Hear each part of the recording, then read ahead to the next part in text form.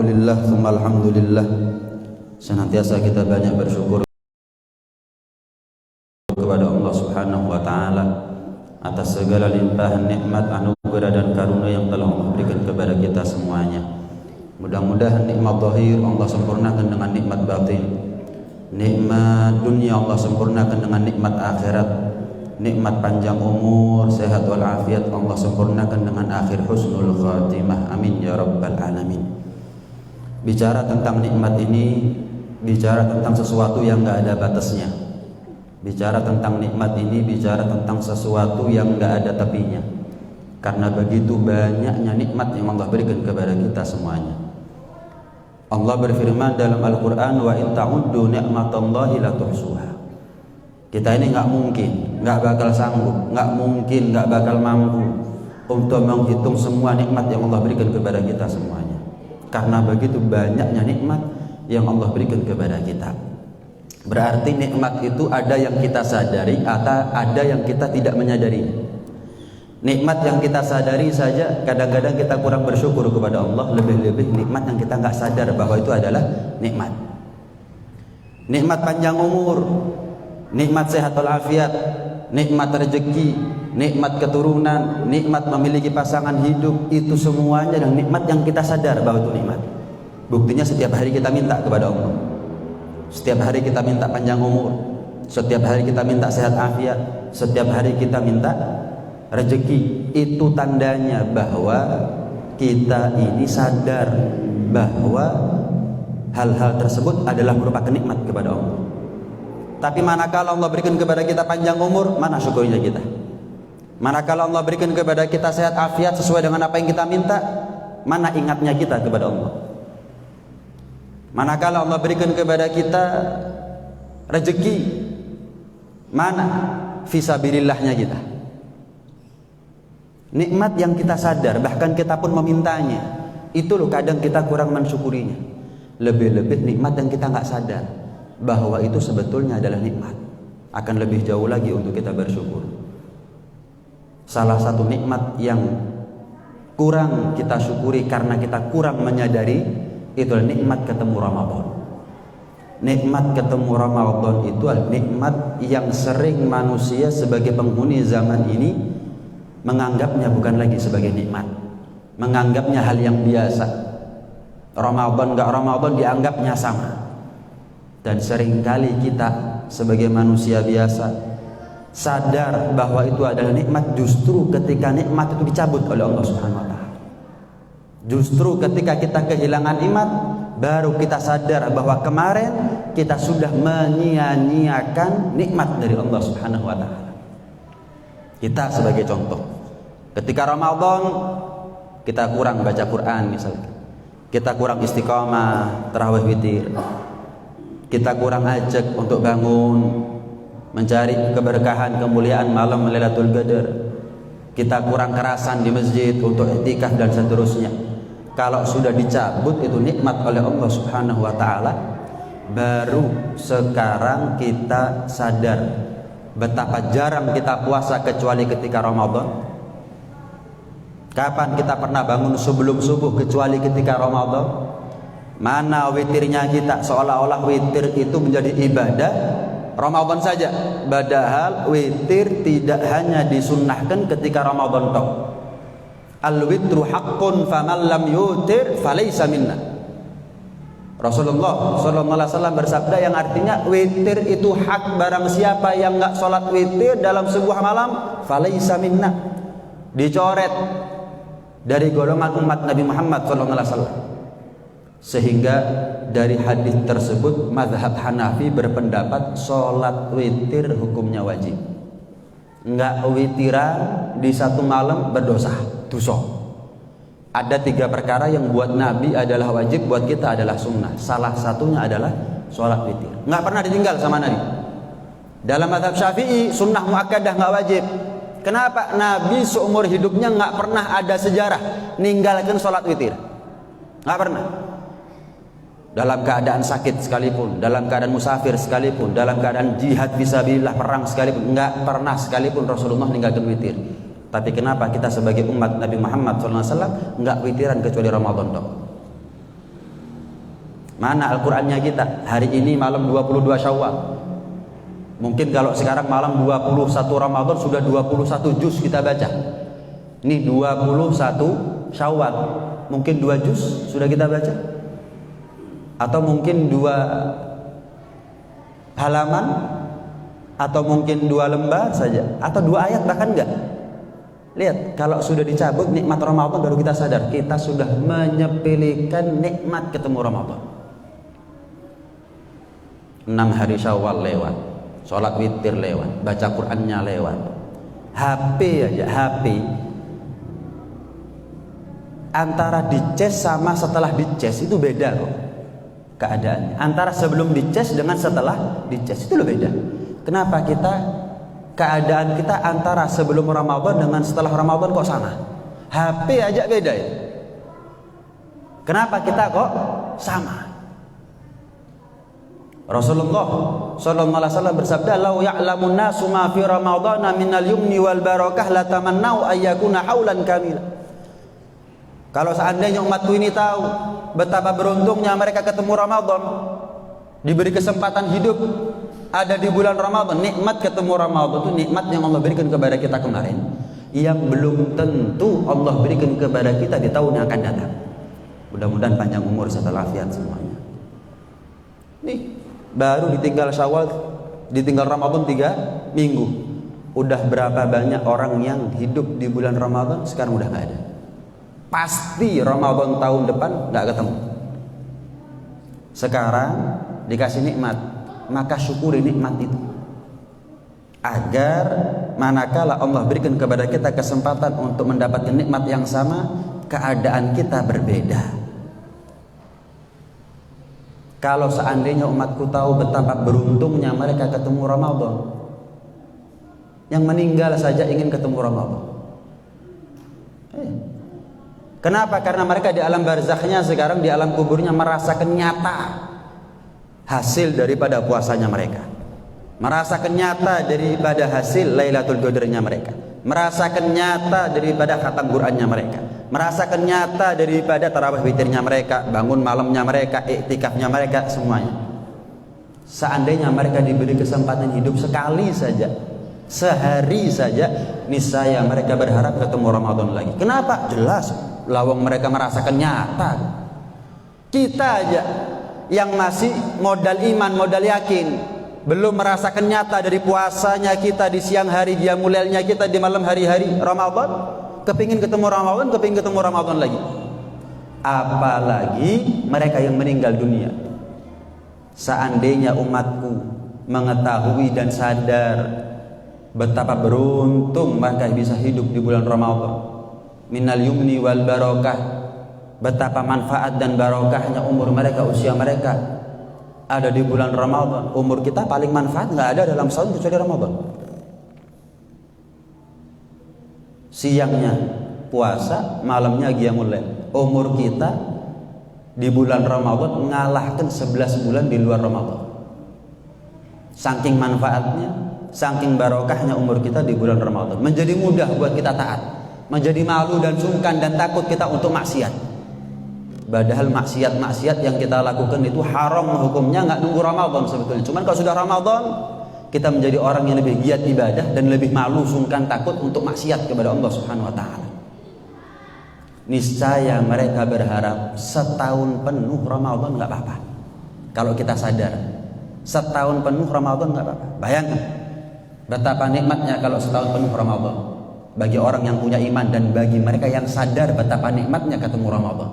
Setahun Ramadan 365 hari kita puasa. Sebulan sekali khatam Quran, setahun 12 kali khatam Quran.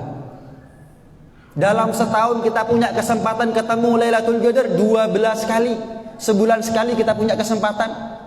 Mungkin bulan Muharram kita nggak takdir ketemu Lailatul Qadar, mungkin bulan berikutnya, bulan Safar, kita takdir ketemu Lailatul Qadar. Bukan setahun sekali kesempatan kita ketemu Lailatul Qadar, tapi sebulan sekali, setahun 12 kali. Tarawih witir setiap malam, bangun sebelum subuh. Bayangkan betapa nikmatnya kita ketemu Ramadan. Karena itu orang-orang soleh itu menilai hari-hari mereka itu adalah Ramadan. Ramadan nggak Ramadan, bagi orang soleh, para aulia, orang-orang yang soleh menganggap hari mereka adalah Ramadan. Ramadan nggak Ramadan, siangnya mereka puasa. Ramadan nggak Ramadan, malamnya mereka qiyamul lail. Ramadan nggak Ramadan, dibaca dan dikhatamkan itu Al-Quran. Ramadan nggak Ramadan, mereka kerasan betah ada di masjid. Iktikaf itu menjadi wiridnya mereka, menjadi kebiasaan hidupnya mereka. Ini yang pertama. Yang kedua, keadaan kita antara kita dengan tujuan yaitu husnul khotimah jangan pernah berubah. Banyak tandanya orang itu meninggal husnul khotimah itu banyak tandanya. Di antara tanda orang meninggal husnul khotimah meninggal di bulan Ramadan. Tapi bukan hanya itu saja tanda orang meninggal husnul khotimah. Meninggal di masjid itu tanda husnul khotimah. Masjid dibuka nggak nunggu Ramadan kok. Nah, yang sering masuk masjid. Biar apa? Kesempatan kita untuk meninggal husnul khotimah yang menjadi harapan, doa dan cita-cita kita nggak berubah. Kita punya Al-Quran. Bukan hanya di Ramadan tok kita punya Al-Quran. Sekarang pun di luar Ramadan kita punya Al-Quran, bahkan lebih dari satu. Kita punya Al-Quran, tapi nggak satu pun penghuni rumah yang baca Al-Quran. Maka Ramadan nggak Ramadan baca Al-Quran. Kenapa? Meninggal dalam keadaan baca Quran itu salah satu tanda orang meninggal husnul khotimah. Berharap meninggal husnul khotimah itu harapan yang dekat sebetulnya. Bukan harapan yang muluk-muluk, bukan harapan yang jauh. Semua orang pasti berharap husnul khotimah. Nggak ada satupun manusia yang tidak berharap husnul khotimah. Semua orang pasti berharap husnul khotimah. Cuma harapan kalau diupayakan itu namanya cita-cita.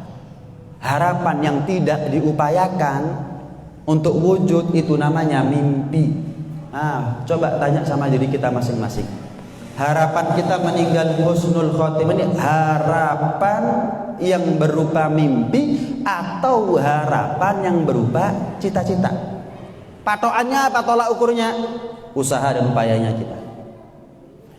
Kita kadang kalau melihat orang punya rumah bagus, wah, kita berdoa dan berusaha untuk punya rumah bagus seperti rumahnya dia. Kita ngelihat ada orang punya kendaraan mahal, wah, kita pasti berharap dan berupaya untuk memiliki kendaraan sama seperti dia.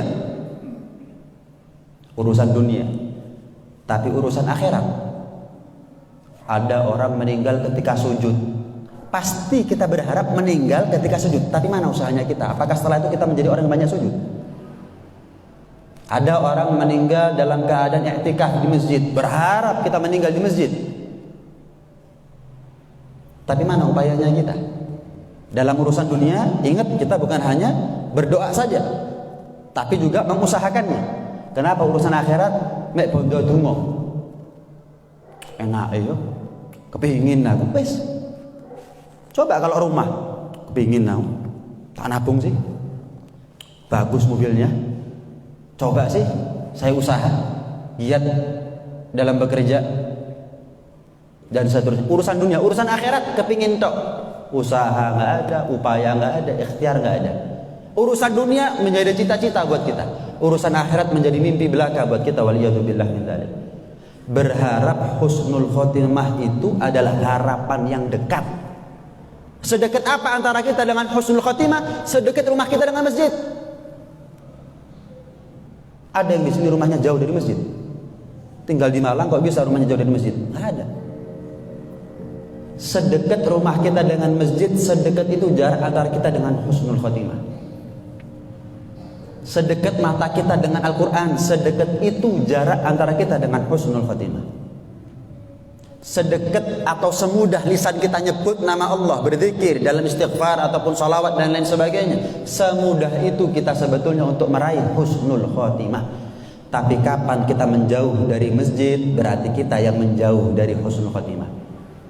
Husnul khotimah nggak kemana-mana, sebagaimana masjid nggak pernah kemana-mana, nggak pernah pindah-pindah Al-Quran. Kita yang pindah dan bergerak menjauh dari Al-Quran. Berarti kita yang menjauh daripada husnul khotimah. Di mulut nggak pernah pindah, mulai dari lahir sampai sekarang mulut ini tetap ada di sini, nggak pernah pindah, nggak punya kaki ini mulut.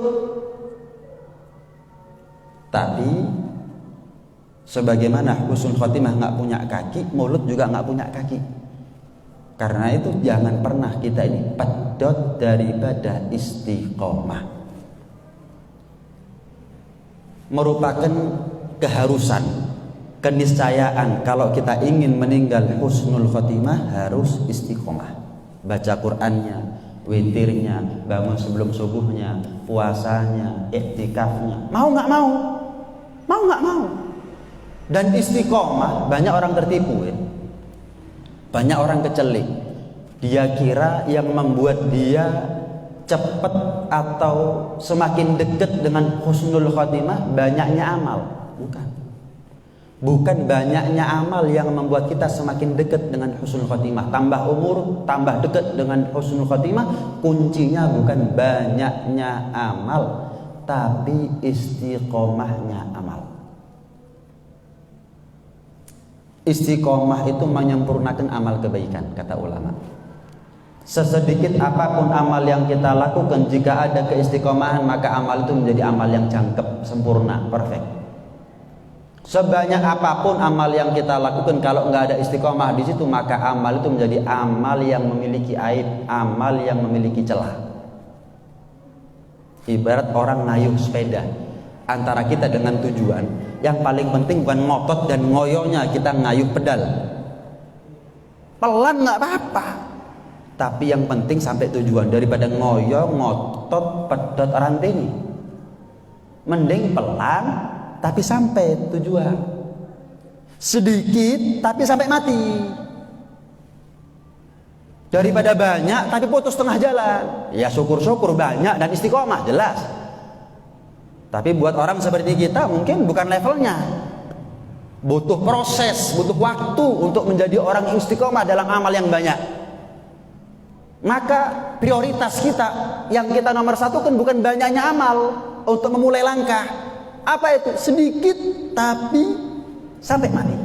Satu ayat setiap hari. Satu ayat kalau perlu, satu ayat tapi bendino. Setiap hari.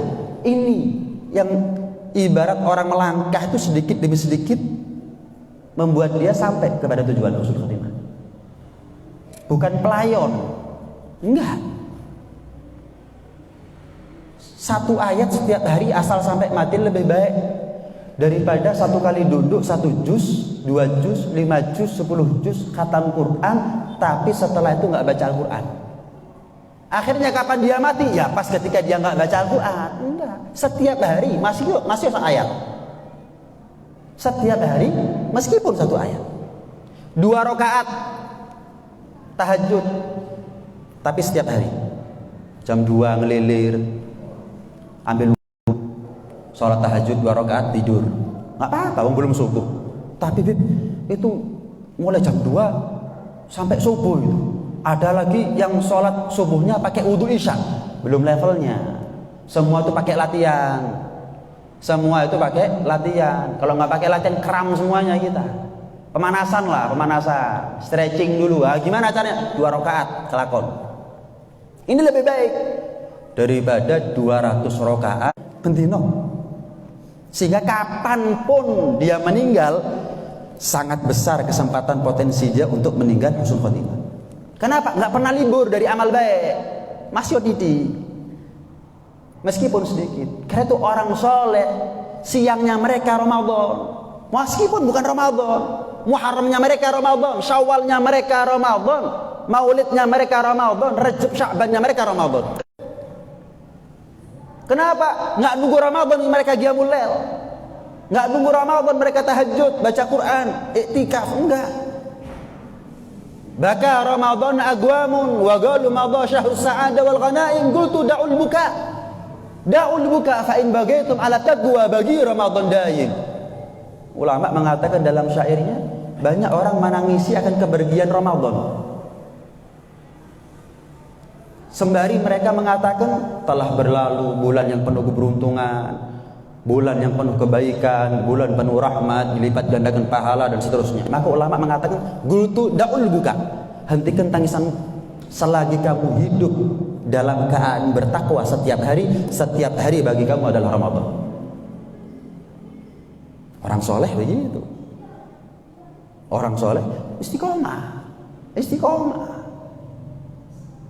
Berat Ustaz istiqomah Ustaz. Enteng istirahat namanya. Bukan istiqomah. Kalau enteng bukan khairun min alfi karomah.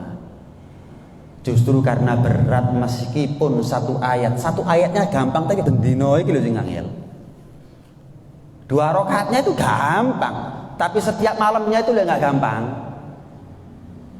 Amalnya gampang, tapi kontinunya ya enggak gampang. Karena itu pahalanya besar dari istiqomah tadi. Jangan sampai kita ini nyembah Ramadan ya. Enggak baca Quran kecuali Ramadan, enggak sholat witir kecuali Ramadan, enggak pernah iktikaf kecuali Ramadan, enggak pernah puasa kecuali Ramadan. Man ya'budu Ramadan fa innahu baq. Siapa orang yang nyembah Ramadan ini berlalu. Ramadan ini hanya sebuah waktu dan masa. Ada datang, ada pergi. Hanya sekedar waktu. Barang siapa yang nyembah Ramadan hanya sekedar waktu pasti berlalu.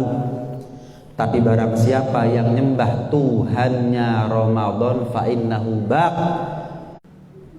Allah itu tidak terikat oleh masa, maka jangan pernah kita ibadah mengikat ibadah kita, ketaatan kita pakai masa. Al-Quran Ramadan, witir Ramadan, poso Ramadan, sedekah Ramadan. Jadi budaknya Ramadan namanya. Nyembah Ramadan, mengikat ibadahnya dengan waktu, dengan masa. Wa'bud rabbaka hatta ya'tiyakal yakin. Ibadahlah kamu kepada Tuhanmu Allah, nggak ada yang lain, sampai datang yang namanya kematian kepada kamu. Ibadah sampai mati, bukan ibadah sampai mati, bukan ibadah sampai Ramadan. Kalau nggak Ramadan nggak ibadah. Kun ibadan rabbaniyan la ramadaniyan. Jadilah kita ini hamba-hamba yang rabbani, jangan jadi hamba yang ramadani. Sering saya sampaikan, disinilah kita menjadi tahu betapa pentingnya hidayah. Saking pentingnya batal sholatnya kita. Kunut yang kita baca, yang pertama kali kita minta hidayah. Allahumma hdina fi man hadait. Rasulullah pernah minta 4 hal. Yang pertama kali beliau minta adalah al-huda, hidayah, petunjuk, taufik. Baru at-tuqa wal afaf wal ghina. Salaf mengajar kepada kita bukan hanya minta kepada Allah, Allahumma arinal haqqa haqqan saja, tapi Allahumma arinal haqqa haqqan warzuqna tiba'ah. Ya Allah, tampakkan kepada kami yang hak adalah hak. Bukan hanya itu. Bukan hanya sampai di situ salaf meminta, tapi warzuqna tiba'ah. Berikan rizki kepada kami kemampuan untuk mengikutinya. Hidayah. Enggak ada lagi. Wa arinal batila batilan warzuqna ijtinabah. Ya Allah, tampakkan kepada kami yang batil adalah batil, yang salah adalah salah.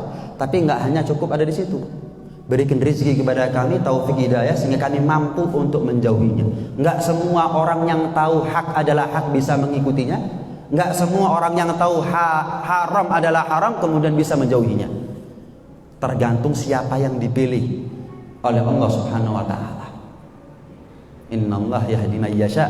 Allah itu Maha memberikan hidayah kepada siapa yang Allah mau. Innaka la tahdi man ahbabta walakinallaha yahdi may yasha. Allah yang punya kehendak wewenang penuh terhadap siapa Allah berikan hidayah. Mudah-mudahan kita termasuk di antara mereka yang mendapatkan hidayah terus, bukan hanya sekali atau dalam kurun waktu tertentu saja, tapi sampai kapanpun kita termasuk di antara mereka yang mendapatkan hidayah oleh Allah Subhanahu wa taala. Ini yang kedua. Yang ketiga, Ramadan bicara tentang hablum minallah. Syawal bicara hablum minannas. Kalau kita punya dosa sama Allah, insya Allah berkat Ramadan diampuni dosanya kita. Tapi kalau kita punya dosa sama manusia, Ramadannya kita nggak bisa ngampuni dosanya kita sama manusia. Yang bisa membuat dosa kita sesama manusia terampuni adalah saling meminta maaf, meminta ridho, meminta halal. Saya beli halalnya kamu dengan halalnya saya. Maafkan saya maafkan kamu. Ada hablum minallah, ada hablum minannas. Orang yang baik kepada Allah, sama Allah nggak punya dosa, tapi nggak baik sama manusia punya dosa, masuk neraka. Rasulullah Sallallahu Alaihi Wasallam nggak mau nyolati sahabat yang masih punya utang, padahal hutang belum tentu berdosa. Ya, kalau nggak nyaur ngemplang misalnya kan, memang sengaja utang niat nggak bayar, dosa jelas. Ini nggak sahabat kok, utang tapi keduluan ajal sebelum bisa nyaur, nggak dosa. Rasulullah nggak mau nyolati. Kenapa? Ada haknya manusia yang menjadi tanggungannya. Sampai sahabat ngacung, saya yang nanggung utangnya ya Rasul. Baru Rasulullah ngimami sholat jenazah. Apalagi dosa yang jelas-jelas dosa. Begitu juga sebaliknya, sama manusia baik, sama manusia nggak punya dosa, tapi sama Allah nggak baik, sama Allah punya dosa. Neraka juga tempatnya, neraka juga. Mau nggak mau, hablum minallah positif, hablum minannas positif. Secara vertikal baik, secara horizontal baik. Baik sama Allah harus baik sama manusia, baik sama manusia harus baik sama Allah. Senakal-nakalnya kita jangan sampai kita durhaka sama orang tua. Sebakti-baktinya kita sama orang tua jangan sampai kita durhaka kepada Allah. Kadang-kadang anak sekarang ini ngene-ngene yo, gak tahu aku mau nang wong tua lho. Ngene-ngene iku maksudnya apa? Gak sholat, gak poso. Kadang-kadang orang tertipu dengan baktinya dia kepada orang tuanya, kemudian yang lain menjadi nomor 2. Enggak. Untuk Allah nomor 1, untuk orang tua nomor 2. Semulia-mulianya orang tua bukan Tuhan. Ngene-ngene aku gak tahu durhaka nang wong tua. Terus gak sholat, mau sampai kapan? Nggak manfaat dong. Kapan pakai baju jadi manfaat kalau dia nggak pakai celana? Mau nggak mau harus baik sama manusia, harus baik sama Allah. Harus sempurna ini dua-duanya. Ramadan bicara tentang bagaimana kita sama Allah. Syawal bicara tentang bagaimana kita sama manusia. Sholat diawali dengan takbiratul ihram, hablum minallah. Diakhiri dengan salam, hablum minannas. Siapa orang yang sholat takbiratul ihram tapi nggak salam, nggak sah sholatnya. Sebagaimana sholatnya orang yang nggak pakai takbir tahu-tahu salam. Assalamualaikum warahmatullahi wabarakatuh. Assalamualaikum warahmatullahi wabarakatuh. Gak ada takbir, kan loro ini namanya. Sakit kan ini namanya. Takbir enggak, salam iya. Orang kena corona 14 hari karantina insya Allah waras. Orang seperti ini karantina 14 tahun baru mesti balik waras. Kenapa? Takbir enggak, tahu-tahu salam. Hablum minallah, hablum minannas. Haji, hablum minallah. Wa atimul hajja wal umrata lillah. Tapi diakhiri dengan kurban, hablum minannas. Mampu haji tapi nggak mau kurban, status hajinya dipertanyakan mabrur atau enggak. Kenapa? Loh bisa haji yang mahal, kok nggak bisa kurban yang murah? Mulai kapan biaya beli kambing lebih mahal daripada biaya hajinya? Loh kok ada orang mau mengeluarkan duit ratusan juta untuk haji, tapi mengeluarkan 2-3 juta untuk kurban nggak mau, padahal lebih murah. Karena 200 juta sekalipun dia keluarkan, dia yang menikmati pesawat, fasilitas, antar jemput, hotel, semuanya dia yang menikmati. Maktab, busnya, wah luar biasa, dia 200 juta, oh mau 2-3 juta, orang lain yang menikmati, ya nggak mau. Sebab orang lain yang menikmati. Nah, kalau orang haji tapi nggak kurban, dipertanyakan mabrur nggak mabrur dari hajinya. Kenapa? Hablum minallah ya, tapi hablum minannasnya enggak. Begitu juga puasa. Puasa hablum minallah. Kullu amal ibni adam lahu illa shauma fa innahu li wa ana ajib. Puasa untuk Allah, tapi diakhiri dengan zakat. Zakat hablum minannas. Siapa orang yang puasa tapi nggak zakat, nggak diterima puasanya. Shaumu ramadhana mu'allagun bainas sama'i wal ardi la yurfa illa bi zakatil fitr. Orang yang puasa Ramadan itu nasib puasanya terkatung-katung, gantung, ngambang, nggak jelas antara langit dengan bumi. Tidak Allah terima serta merta kecuali la yurfa illa bi zakatil fitr. Puasa nggak zakat, nggak diterima puasanya. Apalagi nggak puasa tahu-tahu zakat. Ada nggak orang seperti ini? Yang mana orangnya? Ada ya, kemana? Gak poso, gak zakat, riyoyoan. Gak poso, gak zakat, ngecat omah. Nah, ya. Saya pernah ketemu teman-teman SMP. Nggak puasa, los. Saya juga enak ayo, akrab memang dari SMP. Kok ini gak poso. Memang dia cerita ya nggak puasa. Zakat juga dianggap enteng sampai nggak zakat. Ngono ku riyoyoan ta, Pak. Yo riyoyoan ta. Sembayang ndek ndi kon? Jamek. Padahal rumahnya di mana? Sawu Jajar.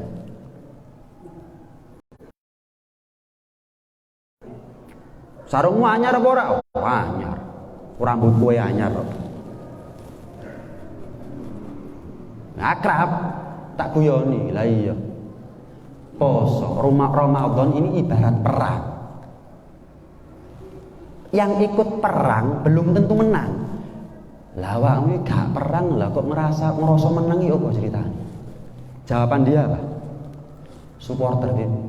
Ya intinya ya semua orang punya majal, punya kesempatan untuk didakwahi dengan caranya masing-masing. Walaupun nggak saat itu diterima, tergantung mal bagi illah hidayah minallah. Yang penting kita sampaikan dengan cara yang mudah diterima bagi dia, mungkin dengan cara guyon, dengan cara ceplas-ceplos, tergantung orangnya juga sebetulnya.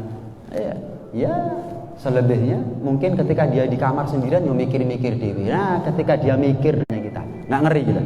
Ngeri zamannya kita ini, ngelakoni dosa gede biasa, meninggalkan sholat puasa biasa, itu zamannya kita.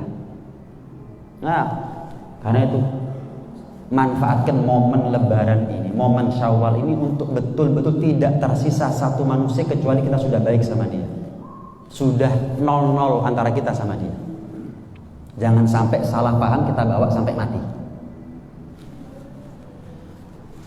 Kita ini bukan malaikat, nggak selamanya benar. Orang lain bukan setan, nggak selamanya mereka salah. Sebagaimana kita bisa benar, kita bisa salah. Orang lain juga begitu, ada kalanya mereka salah, ada kalanya mereka benar. Mungkin salahnya mereka kita pernah melakukan. Kurang ajar. Aku dirasani dek buri. Sama mulutnya kamu juga pernah ngerasani orang. Kurang ajar, dipisui ya. Sama, kita juga pernah misu. Cuman memang wataknya manusia melek sama salahnya orang, merem sama salahnya dia sendiri. Kita bukan malaikat. Ada benar, ada salah. Orang lain bukan setan yang selalu salah. Ada kalanya kapan mereka salah, suatu saat mereka benar. Kadang-kadang salahnya orang, kita juga melakukan kesalahan yang sama. Tapi benernya orang belum tentu kita ngelakoni benernya mereka. Ini ada orang punya dosa, ternyata kita punya dosa yang sama. Tapi ada orang punya kelebihan, ternyata kita nggak punya kelebihan itu. Nah seharusnya kita memandang kelebihan dia yang kita nggak punya, bukan memandang kesalahan dia yang ternyata kita juga sama. Kalau kita paham prinsip hidup sesederhana ini, kita akan punya sifat legowo. Mudah minta maaf dan mudah menerima maaf. Nggak mudah terucap dari lisan kita, gak dulur-duluran, gak tonggo tonggo-tonggoan, gak konco-koncoan, gak ngurus, gak paten, gak mudah. Kenapa? Kalau kita paham kita bukan malaikat, orang lain bukan setan, kita paham itu, gak mungkin terucap dengan mudahnya, terlontar dengan mudahnya kalimat seperti itu. Kadang-kadang orang pede, kurang ajar pula. Tak tuntut sampai aku di akhirat, tak tuntut engkau di akhirat. Loh, lah apa kamu ini malaikat, nabi yang gak punya salah sama orang? Pasti kita punya salah. Kalau kamu nuntut orang atas kesalahan dia, ketahuilah kamu juga punya salah, bakal dituntut sama orang. Kamu masukkan dia ke dalam neraka, kamu dimasukin orang lain masuk neraka, selesai. Delep-delepan di neraka ujungnya. Lah buat apa? Buat apa delep-delepan di neraka ini, buat apa? Kita narik orang masuk neraka, kita ditarik orang untuk masuk neraka, buat apa? Seharusnya ada orang punya salah sama kita, minta maaf, nggak minta maaf, saya kasih maaf, dengan harapan Allah bukakan hati orang yang kita pernah salah sama dia untuk memaafkan kita, baik kita sempat minta maaf atau belum sempat minta maaf. Tuntunan masuk surga, gandengan masuk surga. Lah buat apa? Tak tuntut di akhirat. Ya kalau kamu nuntutnya di surga, lah kalau kamu nuntutnya di neraka, mau apa? Ngapain? Salah paham kok dibawa sampai mati, apalagi sampai turun-turunan, apalagi karena dunia. Salah paham, petung turunan, tak haram no mlebu nang omaku, tak haram no anak putuku mlebu nang omahe. Waduh, ini cari surganya siapa sih sebetulnya? Ketika orang menuruti egonya, nafsunya, setan, apa setan, ego dan nafsu yang dia turut-turuti punya surga? Salah paham nggak usah dibawa sampai mati, nggak usah diwariskan salah paham itu, selesaikan. Kalau bukan di momen lebaran Syawal seperti ini, mau kapan? Kalau bukan lebaran tambah berat kita, tambah angel. Seharusnya kita berpikir, barangkali momen lebaran saya minta maaf dikasih maaf, kemarin saya minta maaf nggak dikasih, tapi mungkin dengan barokahnya Syawal ini dia mikir kalau nggak ngasih maaf. Kenapa? Lah mosok Gusti Pangeran kayak sepuro, aku kan kayak sepuro. Nah kita manfaatkan. Sebagaimana kita ini malu kalau nggak ngasih maaf kepada orang di bulan Syawal. Kenapa? Allah kasih maaf, kenapa kita nggak kasih maaf sama orang? Apalagi kesalahpahaman jangan sampai menjadi pemicu putus tali silaturahmi. Innar rahmata la tanzilu ala qaumin fihim ghadab. Rahmat itu kata Nabi sallallahu alaihi wasallam tidak akan turun kepada satu kaum, satu daerah, satu kampung yang penghuni kampung daerah tersebut ada yang memutus tali silaturahmi. Orang lain kena getahnya, gimana dia sebagai biang masalahnya? Jadi kadang-kadang kita ini kalau ruwet, ngalami keruwetan dalam hidup, entah dalam rezeki, rumah tangga, didik anak, ruwet, belum dapat solusi, jangan cari salahnya siapa. Ketika kita mengalami keruwetan hidup, masalah dalam hidup, cukup kita cari kaca salah saya apa. Karena secara umum kita mendapatkan ujian bukan karena dosanya orang, tapi secara umum keseringan kita mendapatkan ujian musibah balak dari Allah ya karena dosanya kita sendiri. Anehnya kapan kita dikasih musibah kok cari salahnya orang, nggak ngentas masalah itu. Cukup cari kaca, kok saya ngalami begini dan begitu. Masalah datang sebelum masalah yang kemarin selesai, silih berganti problem mendera kehidupan kita. Cari kaca salah saya apa? Oh pantas lawang saya punya salah fatal. Apa? Putus silaturahmi, pedot ambek dulur, pedot ambek konco, pedot ambek tonggo. Banyak orang menganggap putus silaturahmi itu hal yang wajar sekarang, apalagi kalau orang lain yang salah. Aku bener, saya bener. Bukan berarti kalau kamu bener kemudian kamu putus silaturahmi. Jaga jarak boleh, assalamualaikum, waalaikumsalam, selesai. Tapi untuk putus silaturahmi fatal. Rahmat Allah nggak turun kepada satu kaum jika ada yang memutus tali silaturahmi satu aja. Orang lain kena getahnya, bagaimana dia biang keroknya itu? Qati'ur rahim mal'unun walau mata fi jawfil Ka'bah. Dalam sebuah riwayat Rasulullah sallallahu alaihi wasallam juga pernah mengatakan, orang yang mati dalam keadaan memutus tali silaturahmi, matinya mati mal'un. Rasulullah yang bilang, matinya mati terlaknat, terusir dari rahmat, matinya mati apes, matinya mati terkutuk, matinya mati su'ul khotimah, walaupun dia mati di dalam Ka'bah. Nggak terima tawaf mati, sa'i mati, wukuf mati, di Mina mati, masuk Ka'bah meninggal.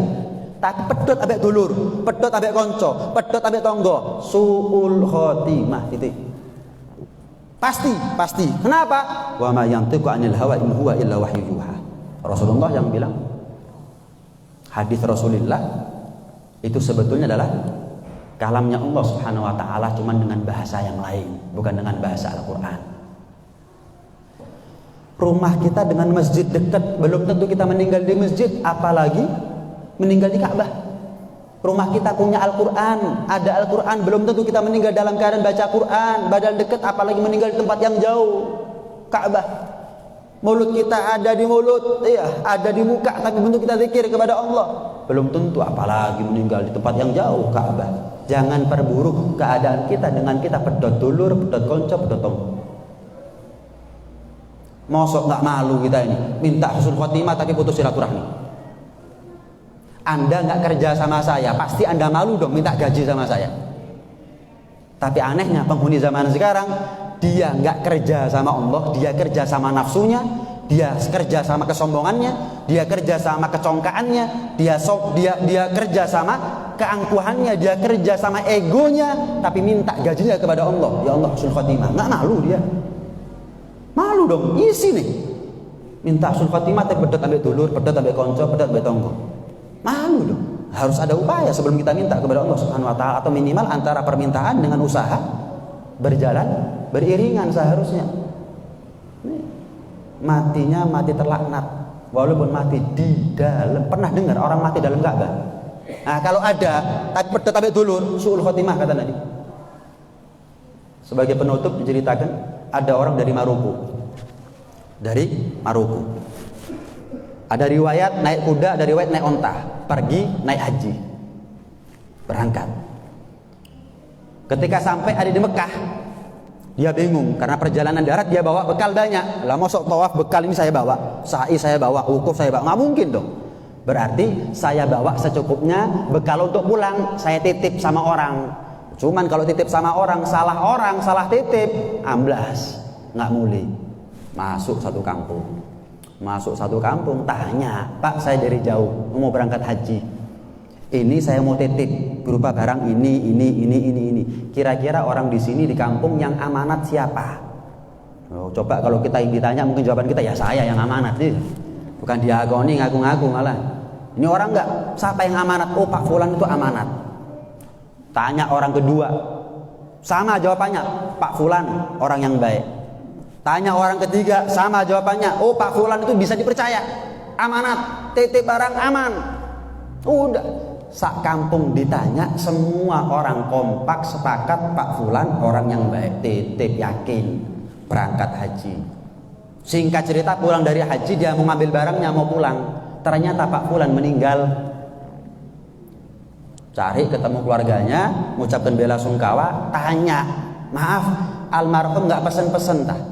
Lu kenapa Pak? Diceritakan. Oh sebentar, kata keluarganya, anak istrinya, saya cari di kamar, barangkali simpenan titipan jenengan disimpan di kamar. Dicari, nggak ada. Di lemari, nggak ada. Mungkin di gudang, di ini, nggak ada Pak. Bingung, nggak bisa pulang soalnya, nggak ada bekal kecuali itu. Akhirnya pergi ke satu ulama. Kata ulama, oh ya gampang kalau begini. Ngono aja kok bingung. Kamu pergi ke sumur Zam-Zam. Sumur Zam-Zam itu tempat kumpulnya arwahnya orang-orang baik. Selagi mereka menunggu Yaumul Ba'ats, hari pembangkitan, hari kiamat, mereka kumpul semuanya di sumur Zam-Zam. Panggil aja namanya Pak Fulan, kan orang baik. Apalagi saat kampung bilang dia orang baik, panggil namanya. Ini sumur Zam-Zam dulu ya.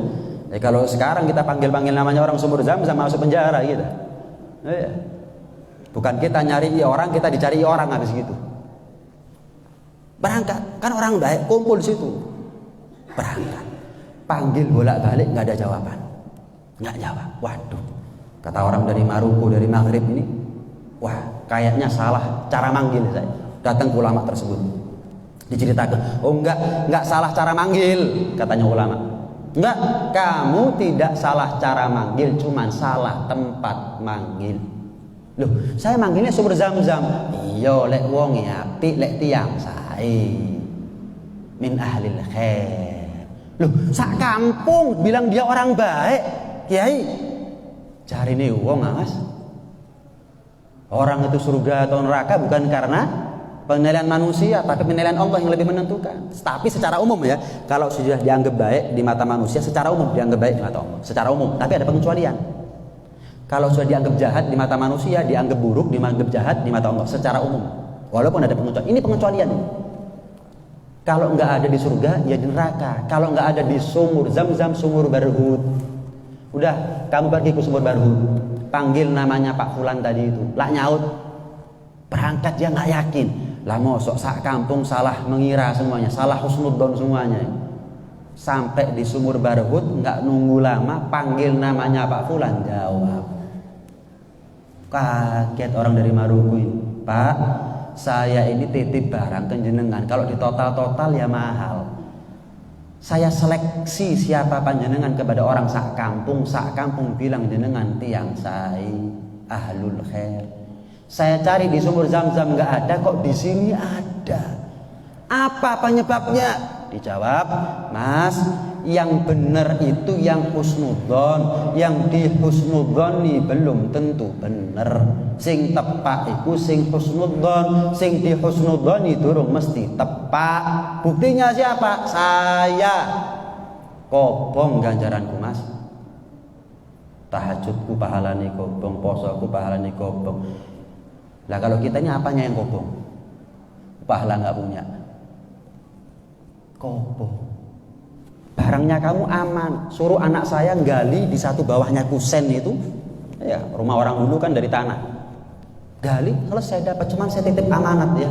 Bilang sama anak saya, suruh nyambung dulur apa yang pernah saya putus. Nyambung sama buliknya, sama bibitnya. Saya sampai mati nggak tegur sapa sama dia karena mangkel. Suruh sambung ya apa yang pernah saya putus, dengan harapan saya dipindah dari sini. Untuk cancel saya mati suul khotimah, kumpul sama orang-orang jahat. Siap, berangkat. Sampaikan kepada anaknya, dicari barangnya ketemu persis sesuai dengan tempat yang dikasih tahu. Kemudian anaknya nyambung dulur kepada bibinya, mau pulang ini orang dari Maroko, mampir ke ulama tadi itu mau pamitan. Kata ulamanya, sebentar jangan ke susu, coba kamu ke sumur Zam-Zam, barangkali dipindah temenan. Ke sumur Zam-Zam dipanggil, ternyata ada, dipindah sama Allah Subhanahu wa taala. Hikmahnya apa? Ini orang dianggap baik, orang sak kampung, matinya nyari suul khotimah. Kita baik sapa, nekat pedot ambek dulur, nekat pedot ambek konco, nekat pedot ambek tonggo. Gak dulur-duluran itu sama seperti orang ngomong gak surga-surgoan, gak ngurus, gak paten, gak ngurus ambek surga, gak paten ambek surga. Berarti ini orang dianggap baik sak kampung, orang-orang salah dihusnudzoni sama orang gak tepat. Ini orang Pak Fulan dihusnudzoni orang karena ahli tahajud, memang ahli tahajud. Dihusnudzoni orang 3 hari sekali khatam Quran, memang 3 hari sekali khatam Quran. Ahli masjid, memang ahli masjid. Lah kalau kita dihusnudzoni gak tepat, suudzoni uang tepak kabeh. Terus pedot ambek dulur. Apa yang kita cari? Apa yang kita cari? Apa yang kita cari? Halal bihalal, tapi sebatas formalitas. Kenapa? Hanya mau membuka maaf atau meminta maaf kepada mereka yang hubungan kita sama dia sedang baik sebetulnya. Tapi berat, gengsi untuk kita minta maaf atau membuka pintu maaf, memberi ridho dan halal kepada mereka yang hubungan kita sama dia sedang nggak baik. Kan formalitas itu namanya. Saya sama anda hubungan baik-baik aja misalnya. Assalamualaikum, waalaikumsalam, minal aidin faizin, nol, oh siap. Padahal hubungan kita baik-baik aja. Tapi kapan jenengan punya orang yang anda mangkel sama dia, pegel sama dia, nggak ditoleh, nggak disambung, percuma. Halal bihalalnya percuma. Merawat apa yang baik itu bagus, Merawat apa yang nyambung itu bagus, dengan syarat kita mau untuk nyambung apa yang pedot, karena itu lebih wajib. Kita mau untuk memperbaiki apa yang retak, karena itu lebih wajib. Merawat yang bagus-bagus, asal kita mau nyambung apa yang pedot, memperbaiki apa yang retak, baru. Kalau sudah seperti itu, kita nggak punya dosa kepada Allah berkat Ramadan, kita nggak punya dosa sama manusia berkat halal bihalal. Itu yang paling penting sebetulnya. Kita bisa halal bihalal sama habaib, sama ulama, sama kiai, sama orang lain. Kenapa kita nggak bisa halal bihalal sama dulur yang mungkin pernah bikin kita jengkel, dipendem jengkelnya. Puluhan kali ketemu lebaran, kuancet, mangkel. Kan aneh ini namanya. Ada yang lebih wajib, ada yang lebih wajib. Nah, karena itu mudah-mudahan Allah berikan kekuatan kepada kita berkat taufik dan hidayah, sehingga kita termasuk di antara mereka yang nggak punya dosa sama Allah kapan kita meninggal, nggak punya dosa sama manusia kapan kita meninggal dunia, sehingga surga dan husnul khotimah menjadi satu harapan yang diwujud nyatakan oleh Allah Subhanahu wa taala. Berkat taufik dan hidayah kita diberi kekuatan untuk bisa mengusahakan husnul khotimah dan mengusahakan daripada keridhaan dan syafaat Rasulullah sallallahu alaihi wasallam. Amin Allahumma amin. Amin ya rabbal alamin. Rabbana anfa'na